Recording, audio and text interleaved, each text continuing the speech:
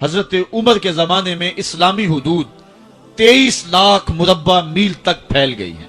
ماوراء نہر کا علاقہ بھی فتح ہو گیا, ادھر آرمینیا تک پہنچے. یہ تھوڑے سے عرصے کے اندر عظیمتوں کی کیسی داستان رقم کی.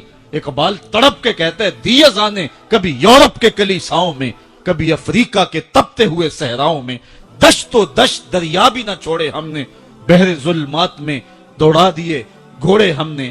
حکمران تو وہ تھے لوگوں کی دہلیز پہ امن دینے والے, لوگوں کی چوکھٹ پہ جو ہے وہ نور بانٹنے والے. حضرت عمر جن کو تخت حکومت پہ بیٹھتے تھے, اور ان کا تخت کو سونے زبرجد کا نہیں تھا, مسجد نبوی کی چٹائی تھی, اور سارا دن وہاں بیٹھ کے لوگوں کی باتیں سنتے. اور جب رات کے اندھیرے گہرے ہوتے, عمر بھیس بدل کے مدینے کی گلیوں کا گشت کرتے. کہا تمہارے گھر سے دھواں نکل رہا ہے اور بچے رو رہے ہیں, ان کو کھانا کیوں نہیں دیتی؟ کہنے لگی عمر کی جان کو رو رہی. عمر کے پاؤں تلے سے زمین نکل گئے. کہا کیا ہوا؟ کہا 3 دن سے ہمارے ہاں کھانے کے لیے کچھ نہیں ہے.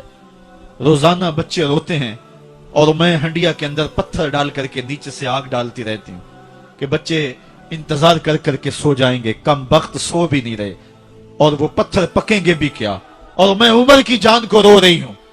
حضرت عمر کا کلیجہ دہلنے لگا. فوراً پلٹے واپس بیت المال میں آئے, گھی کا ایک کنستر لیا, آٹے کی بوری لی, مرچ مسالہ جات بہت کچھ اٹھایا, اپنے کندھے پہ رکھا, بوری اپنی کمر پہ لا دی. عمر بیت المال سے نکلے تو آپ کے خادم اسلم نے دیکھ لیا, آگے بڑھا, کہا میرے آقا میں اٹھاتا ہوں. عمر کی آنکھوں میں آنسو ہے. کہا اسلم قیامت کے دن میرا بوجھ اٹھا لو گے؟ کہا قیامت کے دن تو اپنا اپنا بوجھ اٹھانا پڑے گا. کہا عمر کو آج اپنا ہی اٹھانے دو. حضرت عمر وہ گھی کا کنستر اور وہ آٹے کی بوری سر پہ اٹھائے ہیں اور اس خاتون کے گھر جاتے ہیں اور دستک دیتے ہیں. وہ جب دیکھتی ہے اس کی جان میں جان آ جاتی ہے. کہا جلدی جلدی آٹا گوندو, اور عمر سبزی کاٹنے لگ جاتے ہیں. حضرت عمر رضی اللہ تعالی عنہ سبزی تیار کر دیتے, ادھر آٹا گند جاتا ہے, اور پھر اوپر چولہا رکھا جاتا ہے, چولہے کے اندر آگ رکھی جاتی ہے, وہ کھانا پکانے لگتی ہے, آگ بجھتی ہے. تاریخ نے لکھا ہے آگ بجھنے لگتی ہے, عمر جھک کر کے پھونکے مارتا ہے. عمر جھک جھک کے پھونکے مارتا ہے. کھانا پک گیا اور بچوں کے سامنے کھانا رکھ دیا. بچے کھا رہے ہیں. اب بچے رو رو کے نڈال ہو چکے تھے. حضرت عمر اپنے ہاتھوں کو اور اپنے گھٹنوں کو اور اپنے پاؤں کو زمین پہ لگا کے, جس طرح بکری کا بچہ چلتا ہے ویڑے کے اندر, کبھی ادھر چلتے ہیں کبھی ادھر چلتے ہیں, تاکہ بچے مجھے دیکھ کے خوش ہوں اور دل میں کہتے عمر جتنا رلایا ہے اب اتنا ہنسانا بھی پڑے گا. تو کبھی عمر امیر المومنین, یہ میں کسی آج کے جو ہے وہ لوگوں کے ووٹوں پہ منتخب ہونے والے حکمران کی کہانی نہیں سنا رہا, میں اس عمر کی کہانی سنا رہا ہوں جو 23 لاکھ مربع میل کا حکمران ہے, آدھی دنیا کا بادشاہ ہے. حضرت عمر جو ہے جس طرح بکری کا بچہ چلتا ہے, اس طرح اپنے ہاتھ اور اپنے گھٹنے زمین پہ ٹیک کر کے جو ہے وہ اس طرح چلتے ہیں. بچے عمر کو دیکھ کے مسکراتے ہیں. جب بچے مسکرانے لگے تو حضرت عمر نے اس خاتون سے کہا بڑھیا عمر کو معاف کر دے. اس نے کہا تو اتنی ہمدردی کیوں کرتا ہے؟ کہا عمر بیچارہ بڑا پھنسا ہوا ہے, فکر ہے اس کو یرموک و فسطاط و حلوان کی, جب فتح ہے مصر تو تیاری ہے ایران کی, آتے جاتے وفد سے ملاقات بھی کرتا ہوگا اور شب کو معلوم حالات بھی کرتا ہوگا, کانٹوں میں الجھی ہوئی بیچارے کی جان ہے, نیند اس کو بھی آتی ہے آخر وہ انسان ہے, میری بہن عمر کو معاف کر دے. اس نے کہا نانا عمر کی بات میرے سامنے نہ کر, قیامت کا دن ہوگا, عمر کا گریبان ہوگا اور میرا ہاتھ ہوگا. جب اس نے یہ بات کہی تو عمر برداشت نہ کر سکے, بچوں کی طرح بلک بلک کر رونے لگے. کہا وہ بد نصیب عمر تیرے سامنے ہے, آج ہی کہلا جو کہنا ہے, قیامت کے دن مجھے معاف رکھنا. اس نے کہا تو عمر ہے؟ کہا بد نصیب عمر تیرے سامنے کھڑا ہوں. میرے عمر کہتے ہیں اگر دجلہ کے کنارے ایک بکری کا بچہ بھی پیاسا مر گیا, اس کا حساب بھی عمر سے لیا جائے گا. ایک دن حضرت عمر بیٹھ کے رو رہے تھے, تو کسی نے کہا حضرت رو کیوں رہے ہیں؟ فرمایا کہ میں اس لیے رو رہا ہوں کہ فلاں پل سے بکریاں گزری ہیں, تو پل کے اندر شکستگی تھی, ٹوٹا ہوا تھا پل درمیان میں کچھ, اس میں ایک بکری کی ٹانگ ٹوٹ گئی ہے, تو میں ڈرتا ہوں کہ میرا رب یہ نہ پوچھے کہ عمر تو نے پل صحیح تعمیر نہیں کروائے تھے کہ ایک بکری کی ٹانگ کیوں ٹوٹی ہے. یہ ہیں حضرت عمر رضی اللہ تعالی عنہ. اللہ اکبر. تو اللہ تعالیٰ جل شانہ نے حضرت سیدنا عمر بن خطاب رضی اللہ تعالیٰ عنہ سے جو کام لیا، مختصر دور خلافت کے اندر 10 سال 6 ماہ 4 دن آپ نے خلافت فرمائی ہے، لیکن کہاں سے چلے اور یہاں مکران تک، بلوچستان کا حصہ ہے، یہاں تک آپ کے سلطنت کی حدود وسیع، ادھر آرمینیا تک جا پہنچے، حمص فتح کیا، قادسیہ، یرموک. آپ ذرا دیکھیے کہ کہاں تک آپ کی فوجوں کے گھوڑے دوڑتے رہے، اور اللہ تعالیٰ جل شانہ نے ان کو جو توانائی، عدل و انصاف کی قوت عطا فرمائی. اللہ اکبر. جب زمین پہ عدل کیا ہو تو زمین بھی حکم مانتی ہے، اور حضرت عمر وہ تھے جن کا حکم ہوائیں بھی مانتی تھی، زمین بھی مانتی تھی، جن کا حکم جو ہے وہ آگ بھی تسلیم کرتی تھی اور دریا بھی ان کا حکم مانا کرتے تھے. مصر کے اندر یہ رسمیں بد جاری تھی کہ سال کے بعد ایک دو شیزہ کو زیورات پہنا کے اچھے لباس میں ملبوس کر کے دریا کی بھیڑ چڑھایا جاتا، اس کی قربانی دی جاتی، اس کا خون بہتا تو دریا چلتا. جب مسلمانوں نے مصر فتح کیا تو گورنر نے لکھا کہ اسلام تو اس طرح کی رسوم کی اجازت نہیں دیتا، لیکن خشک سالی ہے، لوگوں کی فصلیں ویران پڑی ہیں، تو حضرت کیا کیا جائے؟ تو حضرت عمر رضی اللہ تعالیٰ عنہ کاغذ کے ٹکڑے پہ لکھتے ہیں بسم اللہ الرحمن الرحیم. مصر کے نیل کی جانب عمر کا خط لکھتے ہیں، اے نیل اگر تو اللہ کے حکم سے چلا کرتا ہے تو چل، ورنہ ہمیں تیرے چلنے کی کوئی حاجت نہیں ہے. اور قاصد کو کہا یہ خط لے جاؤ اور جا کے دریائے نیل میں پھینک دو. قاصد جا کے خط دریائے نیل میں پھینک دیتا ہے، پانی آتا ہے، ایسا دریائے نیل چلا 14 صدیاں ہوئی ہیں آج تک کبھی بند ہی نہیں ہوا. دریا حکم مانتے ہیں، آگ نکلتی ہے. لوگ حضرت عمر رضی اللہ تعالی عنہ کے پاس آئے، حضرت لاوا پھوٹا ہے، آگ نکل رہی ہے اور مدینے کی طرف بڑھ رہی ہے، اب کیا کیا جائے؟ فائر بریگیڈ تو زمانے میں تھی نہیں. عمر نے اپنی قمیض اتاری، جس قمیض پہ 17 پیوند لگے ہوئے تھے چمڑے کے، کہا یہ قمیض لے جاؤ، جدھر آگ بڑھ رہی ہے آگے ڈھالنا، آگ پیچھے بھاگ جائے. زلزلہ آتا ہے تو زمین پہ دھرا مارتے ہیں، زمین رک جا، کیا عمر نے تیری چھاتی پہ عدل نہیں کیا؟ تو یہ عمر ہیں رضی اللہ تعالی عنہ کہ جن کے انصاف کی وجہ سے، جن کے عدل کی وجہ سے اللہ تعالیٰ کی رحمات اور اس کی برکات کا نزول ہوتا تھا، اور اللہ تعالیٰ نے مسلمانوں کو وہ آبرومند حکومت دی. کائنات کی تاریخ کے اندر ایسی حکومت آپ نے نہیں دیکھی ہوگی جو حضرت عمر نے حکومت کی ہے. اللہ اکبر.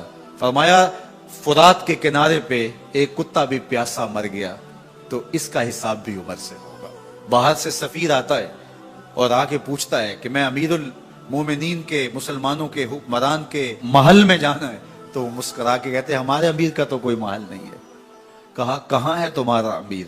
کہا مسجد نبوی میں ہوگا یا بیت المال کی اونٹوں کی دیکھ بھال میں لگا ہوگا. وہ جب گئے تو مسجد میں نہیں ہے. اللہ اکبر. وہاں گئے تو وہاں بھی نہیں ہے. پھر کیا دیکھتے ہیں کہ عمر رضی اللہ تعالی عنہ جنت البقیع کے پاس ایک درخت کے نیچے اینٹ کا سرانہ رکھ کے سوئے ہوئے. تو اس نے کہا عمر تو نے عدل کیا ہے، تجھے کچی اینٹ پہ بھی نیند آ گئی. ہمارے حکمرانوں نے انصاف نہیں کیا اور وہ بند اور محفوظ کمروں کے اندر بھی سکون اور چین کی نیند نہیں سو سکتے. حضرت سیدنا عمر رضی اللہ تعالیٰ عنہ نے اس طرح ان امور سلطنت نبھائے. آپ دن کو لوگوں کی دیکھ بھالی کرتے، لوگوں کی ضروریات سنتے سمجھتے، اور جب رات پڑتی لوگ سو جاتے، عمر مدینے کی گلیوں میں پہرا دیتے.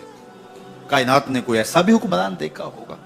اللہ اکبر. وہ مجاہد جو مختلف محاذات پہ گئے ہوئے ہوتے، ان کے گھروں کی دیکھ بھالی کرتے، ان کی ضروریات کا خیال رکھتے، ان کی آبرو کا پہرا دیتے. راتوں کی تنہائیوں کے اندر حضرت عمر اٹھتے اور جا کے گشت کرتے، چکر لگاتے، دیکھتے کوئی آنکھ پر نم نہ ہو، مفلسی کا کسی گھر میں ماتم نہ ہو.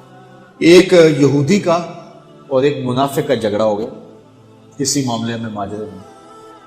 تو وہ حضور کے پاس مقدمہ لے کے آئے. حضور علیہ السلام نے سنا وہ یہودی حق پہ تھا، رسول کریم نے اس کے حق میں فیصلہ دیا کہ تو سچا ہے، تیرے حق میں فیصلہ ہے. اب وہ جو نام نہاد کلمہ گو تھا اس کو اچھا نہ لگا. اس نے کہا میں کلمہ پڑھتا ہوں اور میرے حق میں فیصلہ نہیں دیا، حالانکہ وہ جھوٹا تھا. اس نے اس یہودی کو کہا حضور کے دربار سے باہر نکل کے کہ میں اس مقدمے کا فیصلہ حضرت عمر سے کروانا ہے. اس کے ذہن میں یہ تھا کہ حضرت عمر کفار کے بارے میں بڑے سخت ہیں اور جب سنیں گے کہ میں مسلمان ہوں اور یہ یہودی ہے تو یہی کافی ہوگا ان کے لیے، اور وہ میرے حق میں فیصلہ دے دیں گے۔ وہ اس یہودی نے کہا ٹھیک ہے مجھے مقبول ہے۔ تو جو سچا آدمی ہوتا ہے اسے ٹینشن کوئی نہیں ہوتی، وہ کہتا ٹھیک ہے اس عدالت میں چلے جاؤ۔ حضرت عمر کے پاس آ گئے، حضرت عمر رضی اللہ تعالیٰ عنہ کو اس نے ساری کہانی سنائی اس منافق نے کہ اس طرح ہوا، اس طرح ہوا، اس طرح ہوا۔ اب یہودی کو ہم تو بھی سنا، اس نے کہا میری ایک ہی بات ہے۔ کہا کیا؟ کہا اس مقدمے کا فیصلہ دربار رسالت سے میرے حق میں ہو چکا ہے۔ حضرت عمر حیرت زدہ ہو گئے اور اس نام نہاد کلمہ گو سے پوچھا یہ سچ کہہ رہے؟ اس نے کہا جی جی، لیکن میں چاہتا ہوں ذرا آپ فیصلہ کریں۔ کہا ٹھیک ہے میں کر دیتا ہوں۔ اندر گئے، واپس آئے تو ہاتھ میں تلوار تھی۔ اس منافق کی گردن کاٹتے ہوئے کہا ہاکذا عقدی لمن لم یرض بقضاء اللہ ورسولہ، جو اللہ اور اس کے رسول کا فیصلہ نہیں مانتا، عمر کی تلوار اس کا ایسے فیصلہ ہے۔ شور مچ گیا کہ عمر نے ماوراء عدالت قتل کر دیا۔ آج تک کہا جاتا ہے کہ جی قانون کو ہاتھ میں لے لیا، تو عمر نے قتل کر دیا۔ باقاعدہ اس کے رشتہ دار، اعزاء و اقربا وہ حضور کی خدمت میں احتجاجی جلوس لے کر آئے کہ عمر نے ایک مومن کو قتل کر دیا ہے۔ حضور نے فرمایا بلاؤ عمر کو، بات پوچھ لیتے ہیں کیا ہوا۔ حضرت عمر کو بلایا گیا۔ قبل اس سے کہ حضرت عمر پہنچتے جبریل پہلے پہنچ گئے اور یہ آیت نازل ہوئی فلا وربک لا یؤمنون حتی یحکموک فیما شجر بینہم۔ اللہ اکبر۔ اے محبوب مجھے تیرے رب کی قسم، اے محبوب مجھے تیرے رب کی قسم۔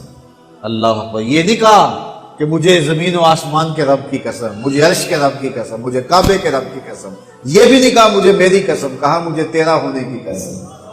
فلا وربک، مجھے تیرے رب کی قسم، لا یؤمنون حتی یحکموک فیما شجر بینہم، اتنی دیر تک کوئی مومن ہو ہی نہیں سکتا جب تک اپنے مقدموں میں تجھے حاکم نہ مانے، اپنے اختلافات میں، اپنے فیصلوں میں تجھے فیصل نہ مان لے۔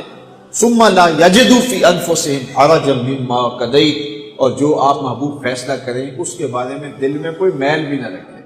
ویسلموا تسلیما، اور جو اس کے تسلیم کرنے کا حق ہے جب تک وہ ادا نہ کر دے، محبوب مجھے تیرے رب کی قسم، اتنی دیر تک کوئی مومن ہی نہیں ہو سکتا۔